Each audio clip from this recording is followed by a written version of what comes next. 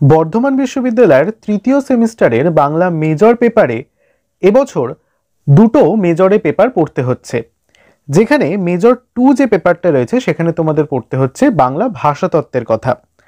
আজ আমরা সেই বাংলা ভাষাতত্ত্ব অংশ থেকেই গুরুত্বপূর্ণ একটি অংশ, যেটা হচ্ছে বাংলা ধ্বনিতত্ত্ব, সেই অংশ থেকে ইম্পর্টেন্ট কতগুলো 2 নম্বরের শর্ট প্রশ্ন তোমাদের করিয়ে দেব। আজকের এই ভিডিওটা শুরু করার আগে তোমাদের অনুরোধ করব, তোমরা কিন্তু অবশ্যই খাতা পেন নিয়ে আমি ধ্বনিতত্ত্ব অংশ থেকে পরীক্ষায় আসার উপযোগী যে প্রশ্নগুলো বলছি, অন্ততপক্ষে 20 থেকে 22টা প্রশ্ন তোমরা কিন্তু অবশ্যই লিখে নিয়ে এখন থেকে প্র্যাকটিস করা শুরু করে দেবে। নমস্কার বন্ধুরা, বেঙ্গলি স্টাডি উইথ জি চ্যানেলে তোমাদের সকলকে স্বাগত জানাই। ভিডিওটা শুরু করার আগে একটা অনুরোধ, ভিডিওটা ভালো লেগে থাকলে অবশ্যই ভিডিওটিকে একটি লাইক করে বন্ধুদের সঙ্গে শেয়ার করতে ভুলবে না। চ্যানেলে যদি নতুন হয়ে থাকো তাহলে অবশ্যই চ্যানেলটিকে সাবস্ক্রাইব করে পাশে থাকা বেল আইকনটি প্রেস করে চ্যানেলের সঙ্গে থাকবে। দেখো, তোমাদের যে সিলেবাসটা দেওয়া হয়েছে সেখানে তোমাদের মেজর 2 অর্থাৎ কোর্স কোড হচ্ছে 3012, এখানে তোমাদের বাংলা ভাষাতত্ত্বের কথা পড়তে হবে। এই ভাষাতত্ত্ব অংশেরই একক 2 অংশে রয়েছে ধ্বনিতত্ত্ব। এই ধ্বনিতত্ত্ব অংশ থেকে তোমাদের কোন কোন গুরুত্বপূর্ণ 2 নম্বরের প্রশ্ন রেডি করতে হবে সেটা নিয়ে কিন্তু আজকের আলোচনা। আমরা জানি তোমাদের সম্পূর্ণ পেপারে 2 নম্বর, 5 নম্বর এবং 10 নম্বরের প্রশ্ন আসে, তাই এই পেপার থেকে মেজর 2 পেপার থেকে ধ্বনিতত্ত্ব অংশ থেকে তোমাদের কোন কোন মধ্যম মান বা বলা যেতে পারে সংক্ষিপ্ত উত্তরধর্মী প্রশ্নগুলো পড়তে হবে তাই নিয়ে আলোচনা করব। তাহলে চলো দেরি না করে মূল আলোচনার দিকে এগিয়ে যাই। দেখো, আমরা চলে এসেছি ধ্বনিতত্ত্বের শর্ট কোশ্চেনের আলোচনায়। তোমরা খাতা পেন নিয়ে অবশ্যই কিন্তু যেভাবে প্রশ্নের উত্তরগুলো আমি বলছি সেগুলো কিন্তু গুছিয়ে লিখে নেবে। প্রথম প্রশ্ন বলছে, ধ্বনিতত্ত্ব বলতে কি বোঝায়? উত্তর, ভাষা শরীরের এক একটি স্তর হলো ধ্বনি, শব্দ বা পদ। সবচেয়ে নিচে ধ্বনি স্তর থাকে, তার উপরে ক্রমান্বয়ে রূপ স্তর, পদ, বাক্য স্তর আর অর্থস্তর। এই ধ্বনি স্তর নিয়ে আলোচনাকেই ধ্বনিতত্ত্ব বলা হয়ে থাকে। দ্বিতীয় প্রশ্ন বলছে, খণ্ডধ্বনি কাকে বলে বা খণ্ডধ্বনির অপর নাম কি? এই একই সঙ্গে যুক্ত রয়েছে। বলছে, ভাষার ধ্বনি বিশ্লেষণের সময় বিশ্লেষণের সুবিধার জন্য প্রতিটি ধ্বনিকে আলাদা আলাদা খণ্ড একক হিসেবে ধরা হয়, একেই খণ্ডধ্বনি বলে। খণ্ডধ্বনির অপর নাম বিভাজ্য ধ্বনি। 3 দাগের প্রশ্নে বলছে, ভাষাবিজ্ঞানের ধ্বনি বলতে কি বোঝায়? উত্তর, ভাষাবিজ্ঞানে ধ্বনি বলতে বাগধ্বনিকে বোঝানো হয়, অর্থাৎ কথা বলার সময় যে ধ্বনিগুলি আমরা মুখে উচ্চারণ করে কথা বলি তাকেই ধ্বনি বলে। পরের প্রশ্ন বলছে, ধ্বনি ও বর্ণের মধ্যে পার্থক্য কি? কথ্য ভাষার শ্রুতিগ্রাহ্য একককে ধ্বনি বলে, আর লেখ্য ভাষার দৃষ্টিগ্রাহ্য একককে বর্ণ বলে। অর্থাৎ এক কথায় বলতে গেলে ধ্বনির লিখিত রূপকে কিন্তু বর্ণ বলা হয়ে থাকে। পরের প্রশ্ন, ধ্বনি বিজ্ঞান কাকে বলে? ভাষাবিজ্ঞানের যে শাখায় বাগধ্বনির উচ্চারণগত, শ্রুতিগত ও ধ্বনি তরঙ্গগত ব্যাখ্যা ও বিশ্লেষণ করা হয় তাকে ধ্বনি বিজ্ঞান বলা হয়ে থাকে। 6 দাগের প্রশ্নে বলছে, বিভাজ্য ধ্বনির মুখ্য ভাগ কটি ও কি কি? বিভাজ্য ধ্বনির মূল বিভাগ 2টি, যথা স্বরধ্বনি ও ব্যঞ্জনধ্বনি। 7 নম্বর প্রশ্নে বলছে, মান্য বাংলায় স্বরধ্বনি ও ব্যঞ্জনধ্বনির সংখ্যা কত? উত্তরে বলবো, মুখের মান্য বাংলায় স্বরধ্বনির সংখ্যা 7টি ও ব্যঞ্জনধ্বনির সংখ্যা 30টি। পরের প্রশ্নে বলছে, অর্ধ স্বরধ্বনি কাকে বলে? লিখব, কোনো স্বরধ্বনির উচ্চারণকালে যদি ভেতরের কোনো অবরোধের সৃষ্টি হয় এবং ধ্বনিটি ঈষৎ উষ্ম উচ্চারিত হয় তবে তা অর্ধস্বরে পরিণত হয়, যেমন হস্যই, এ, ও এবং হস্যৌ। পরের প্রশ্ন বলছে, ধ্বনি মূল বলতে কি বোঝায়? উত্তর বলবো, যে কোনো ভাষার যে কোনো ধ্বনিকেই বলা হয় ধ্বনিমূল। প্রতিবেশ অনুযায়ী প্রতিটি ধ্বনিমূলেরই উচ্চারণ বৈচিত্র্য দেখা যায়। 10 দাগের প্রশ্নে বলছে, সহধ্বনি কাকে বলে? পূর্ববর্তী বা পরবর্তী ধ্বনির প্রভাবে যখন কোনো ধ্বনিমূল একাধিক রূপে উচ্চারিত হয় তখন সেগুলির প্রত্যেকটি হলো সহধ্বনি। যেমন লঙ্কা, উল্টো ও আলতা প্রভৃতি শব্দগুলির মধ্যে ল ধ্বনিমূলের তিনটি সহধ্বনি ল রয়েছে, লঙ্কার ল, উল্টোর ল এবং আলতার ল। ধরো তিনটে একই বাক্যে যদি ব্যবহৃত হয় তাহলে কমন ল শব্দটা হচ্ছে সহধ্বনি। পরবর্তী প্রশ্ন, ধ্বনিমূলের অবস্থান বলতে কি বোঝায়? বলছে শব্দের যে যে স্থানে ধ্বনিমূল উচ্চারিত হয় তাকেই বলে ধ্বনিমূলের অবস্থান। যেমন আ ধ্বনিমূলটি শব্দের আদি, অন্ত এবং মধ্য তিনটি স্থানেই উচ্চারিত হয়, এই তিনটি আ ধ্বনির মূলের অবস্থান। পরবর্তী প্রশ্ন বলছে ন্যূনতম শব্দজোড় কাকে বলে? যখন দুটি ভিন্ন শব্দের মধ্যে উচ্চারণের ন্যূনতম পার্থক্য বর্তমান সেই শব্দজোড়কে ন্যূনতম শব্দজোড় বলা হয়ে থাকে। খুব ইম্পর্টেন্ট একটা প্রশ্ন, তোমরা অবশ্যই প্রশ্নটা যখন লিখবে স্টার মার্ক করে রাখবে। ন্যূনতম শব্দজোড়ে উচ্চারিত দুটি ধ্বনি ভাষার দুটি পৃথক ধ্বনিমূল, যেমন তালা, থালা, নরম, গরম। মুক্ত বৈচিত্র্য কাকে বলে? এর উদাহরণ দাও। খুব ইম্পর্টেন্ট এটাও প্রশ্নটা। কোনো কোনো ক্ষেত্রে দেখা যায় দুটি ধ্বনি পার্থক্যমূলক অবস্থানে রয়েছে, কিন্তু জোরের শব্দ দুটির মধ্যে অর্থের পার্থক্য নেই। এই রকম উচ্চারণ ভেদে বলে ধ্বনির মুক্ত বৈচিত্র্য। যেমন প্রথমে গাঢ়, পরেরটা গাঢ়, দুটোর কিন্তু মানে একই রকম দাঁড়াচ্ছে, কিন্তু দেখো উচ্চারণের ক্ষেত্রে একটা বৈচিত্র্য বা বিভিন্নতা দেখা যাচ্ছে, একটায় ডয় শূন্য র আর একটায় ঢয় শূন্য র। পরবর্তীতে মৌলিক ও যৌগিক স্বরধ্বনি কাকে বলে? উদাহরণ দাও। যে স্বরধ্বনি একক ও অবিভাজ্য তাকে মৌলিক স্বরধ্বনি বলে, যেমন অ। এবং একের বেশি স্বরধ্বনির সমন্বয়ে যৌগিক স্বরধ্বনি সৃষ্টি হয়, যেমন ওই, এই বর্ণটায় যদি আমরা লক্ষ্য করি দেখতে পাবো এর মধ্যে অ প্লাস হস্য এর যুক্ত রয়েছে। আবার ও, এই বর্ণটাকে যদি লক্ষ্য করি দেখতে পাবো এখানে অ এবং হস্য যুক্ত রয়েছে, তাই একে বলা হবে যৌগিক স্বরধ্বনি, যেটার মধ্যে একাধিক স্বরধ্বনি সংযোজন রয়েছে। পরবর্তী প্রশ্ন বলছে গুচ্ছধ্বনি কাকে বলে? পাশাপাশি উচ্চারিত দুটি ব্যঞ্জনধ্বনির সমাবেশকে গুচ্ছধ্বনি বলা হয়ে থাকে। গুচ্ছধ্বনির মাঝখানে কোনো স্বরধ্বনি থাকে না, যেমন উত্তর শব্দে তয় তয়, এখানে তয় তয় অর্থাৎ দুটো ত হলো যুক্তধ্বনির উদাহরণ, যেখানে দুটোই ব্যঞ্জনধ্বনি যুক্ত অবস্থায় রয়েছে, সেটাকে বলা হচ্ছে গুচ্ছধ্বনি। পরবর্তী প্রশ্ন বলছে যুক্তধ্বনি কাকে বলে?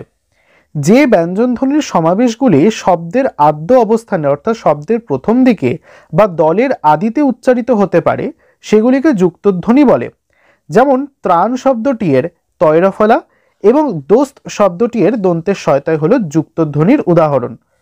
পরবর্তী প্রশ্ন বলছে দেখো অবিভাজ্য ধ্বনি কাকে বলে?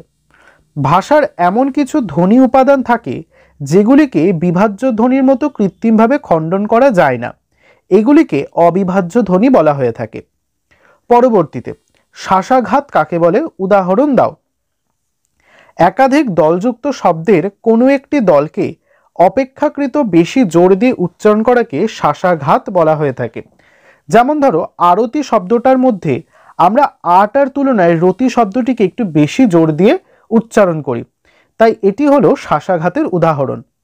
পরবর্তীতে সুর তরঙ্গ বলতে কি বোঝায়? যখন বাক্যের মধ্যে সুরের হ্রাস বৃদ্ধি অর্থাৎ সুরের তীব্রতার ওঠানামার দ্বারা সমগ্র বাক্যের অর্থ নিয়ন্ত্রিত হয় তখন সুরের ওই ওঠানামাকে সুর তরঙ্গ বলা হয়ে থাকে। অর্থাৎ উচ্চারণ বিভিন্নতা, আমরা একটা বাক্যকে কিভাবে প্রেজেন্ট করছি। উদাহরণে দেখো রাম এখন ভাত খাবে, এটা নির্দেশক বাক্যের উদাহরণ, কিন্তু যেই আমি একটা জিজ্ঞাসা চিহ্ন বসিয়ে দিচ্ছি কিন্তু শব্দগুলো একই রয়েছে, খালি আমি একটুখানি ভঙ্গিমাটাকে পাল্টাচ্ছি বলার, যেমন রাম এখন ভাত খাবে বলে প্রশ্ন চিহ্ন দিচ্ছি, তখন ওটা হয়ে যাচ্ছে সুর তরঙ্গ। অর্থাৎ একই শব্দ উচ্চারণকে আমরা যখন বিভিন্ন সুরের মাধ্যমে প্রেজেন্ট করছি তার যে বিভিন্ন আচরণ দেখা যাচ্ছে সুরটার, তাকেই বলা হচ্ছে সুর তরঙ্গ। পরবর্তীতে 20 দাগের প্রশ্ন বলছে লোকনিরুক্তি কাকে বলে? উদাহরণ দাও।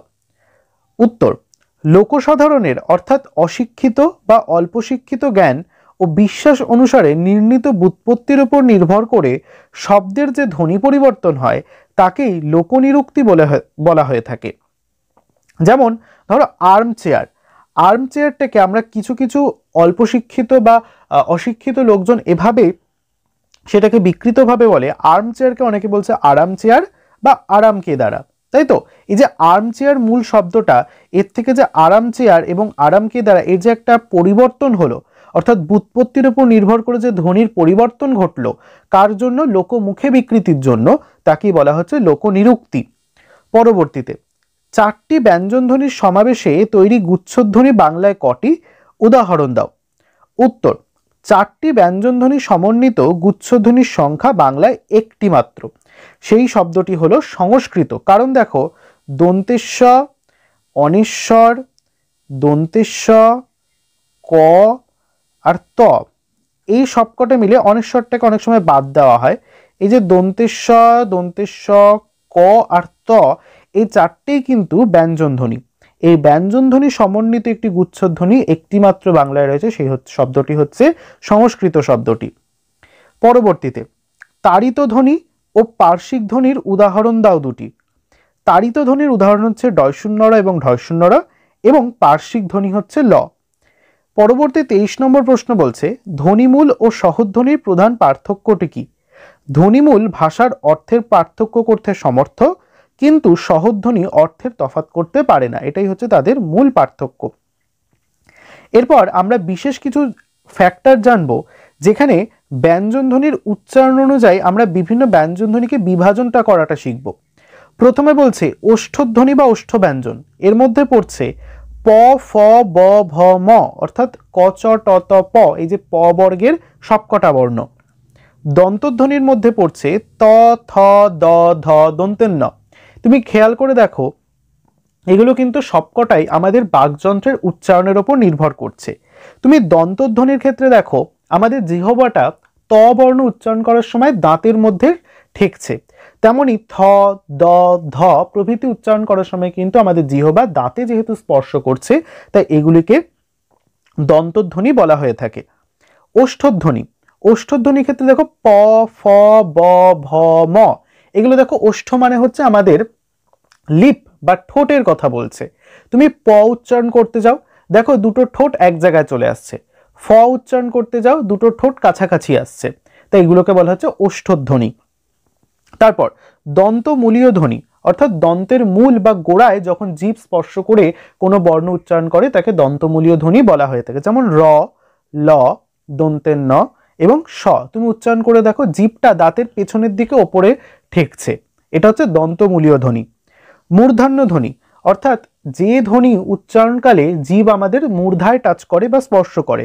যেমন ট, অর্থাৎ দেখো জিভটা আমাদের কিন্তু ওপরের দিকে মূর্ধায় স্পর্শ করছে। তেমনভাবে ঠ, ড, ঢ ইত্যাদি। ডয়শূন্য র, ঢয়শূন্য র। তালব্য ধ্বনি, অর্থাৎ যখন জিহ্বা আমাদের তালু স্পর্শ করছে। চ, ছ, বর্গের জ, ঝ এবং তালিবস্য। তালিবস্য কেন? তালব্যস্য, তালব্য ধ্বনি। এরপরে কণ্ঠধ্বনির উদাহরণ ক, খ, গ, ঘ। দেখো এটা আমাদের ডাইরেক্ট কণ্ঠ বা গলা থেকে উঠে আসছে, এর জন্য কিন্তু কোনো জীবের নড়াচড়া বা ঠোঁটের ওপরে ওঠা এইসব কিন্তু কিছু করতে হচ্ছে না, ডাইরেক্ট ক, খ, গ, ঘ আমাদের গলা বা কণ্ঠ থেকেই আসছে, তাই এগুলো হচ্ছে কণ্ঠধ্বনি। কণ্ঠনালীয় ধ্বনি অর্থাৎ হ, এটা দেখো আমাদের গলার যে নালী রয়েছে সেটা থেকে হয়ের সাউন্ডটা বেরিয়ে আসছে, তাই এটা হচ্ছে কণ্ঠনালীয় ধ্বনি। নাসিক্য ব্যঞ্জন, যে সমস্ত ব্যঞ্জন বর্ণ উচ্চারণের সময় নাকে নাকে সাউন্ড করে, যেমন উম, ইং, মধ্যাহ্ন, ন, ম ইত্যাদি। কম্পিত ধ্বনি হচ্ছে বা কম্পিত ব্যঞ্জন হচ্ছে র। তাড়িত ধ্বনি ডয়শূন্য র, ঢয়শূন্য র। পার্শ্বিক ধ্বনি হচ্ছে ল। উন্মুক্ত ধ্বনি হচ্ছে তালিবস্য, দন্তেশ্ব, হ। সঘোষ ধ্বনি হচ্ছে গ, ঘ, বর্গের জ এবং ঝ। অঘোষ ধ্বনি হচ্ছে ক, খ, প আর ফ। মহাপ্রাণ হচ্ছে হ এবং অল্পপ্রাণ ধ্বনি হচ্ছে ক, গ, চ এবং বর্গের জ। বোঝা গেল? এই হলো ধ্বনিতত্ত্ব অংশ থেকে যাবতীয় একটা প্রশ্ন পড়লেই কিন্তু তোমাদের যথেষ্ট হবে। এর বাইরে ধ্বনিতত্ত্ব অংশ থেকে কিন্তু আর কোনো প্রশ্ন পড়ার প্রয়োজন নেই। হ্যাঁ, শর্ট কোশ্চেনের কথা বলছি, অবশ্যই মাথায় রাখতে হবে।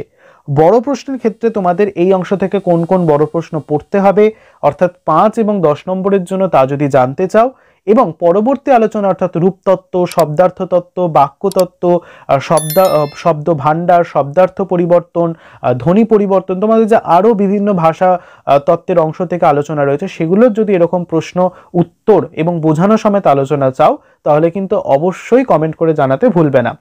আজকে ভিডিওটা কেমন লাগলো সেটাও কিন্তু অবশ্যই জানাবে কমেন্টের মাধ্যমে। আজকে ভিডিওটা তাহলে এখানেই শেষ করছি। দেখা হচ্ছে পরের ভিডিওতে। সকলে ভালো থেকো, পড়াশোনা করতে থাকো। টাটা।